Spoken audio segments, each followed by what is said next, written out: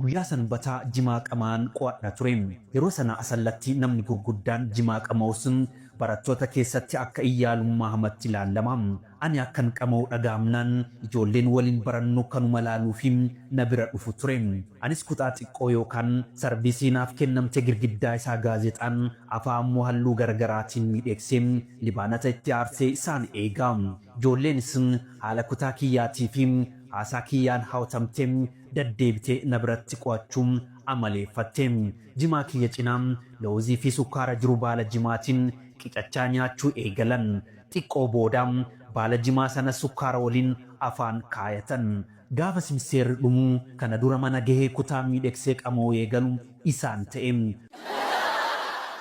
Anis baasiin jimaa narraa hir'ate jechuun xiinxalaan siyaasaa hayyuun kenna obbo Jawaar Muhammad kitaaba isaa hin gaabbu keessatti katabee jira. Isinoo jireenya keessan keessatti hiriyyaan waan gaaris ta'e waan badas irraa barattan jira. Mee koomentiin nu bashannansiisa.